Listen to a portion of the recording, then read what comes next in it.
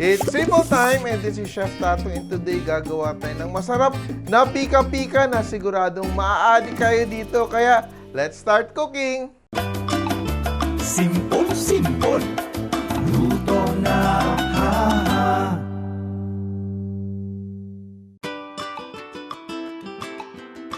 So, gagawa tayo ng super sarap and super addictive na spicy crispy dilis. Gusto nyo ba yan? Ito dilis natin, mga 150 grams. Sino ang dami-dami ng 150 grams natin?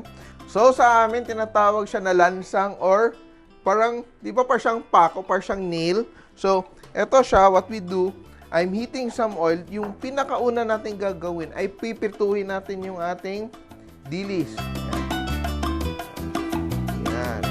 Fry.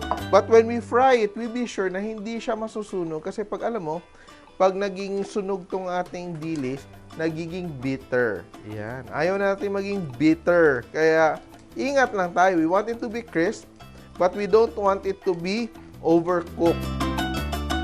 And in the meantime, dito sa aking isang pan, gagawin na natin yung ating glaze. No? Ating glaze, masarap na glaze, na very addictive. So, again, I will use a little oil, around 2 tablespoons of oil. And I will saute my garlic. So, I want it to have a garlic flavor as well. Notice, hindi masyadong hot pa yung aking pan when I put the garlic because I don't want it to burn right away. I want my garlic to dehydrate, no? Mag-dry up siya. So, little by little, iinit yung pan. Then, all the juices, all the moisture of the garlic will evaporate. I will add 2 tablespoons of soy sauce, 2 tablespoons of banana ketchup,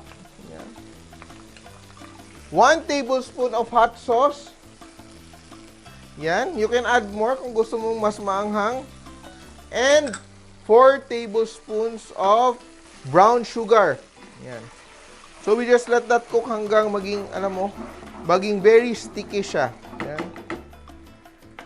And my dilis is done. Huwag mo ding i-rush yung pagluto ng inyong dilis para hindi siya kukunat, no? Kasi if you just fry it very fast, nag-flash fry kayo, hindi ma-dehydrate yung mga natitirang mga moisture sa kanya.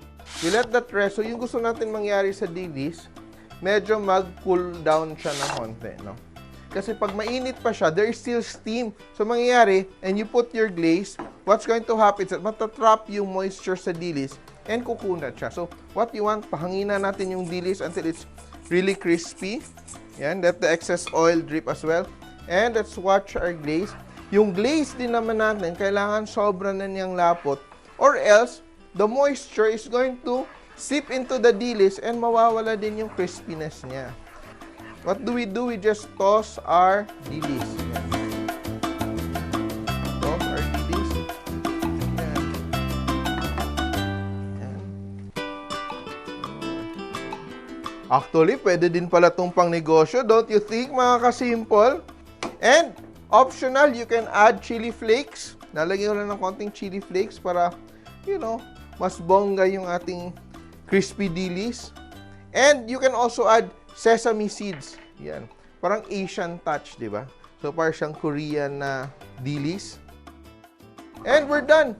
Kakainin na natin. Papatagalin pa ba natin? Yan. Delicious, di ba?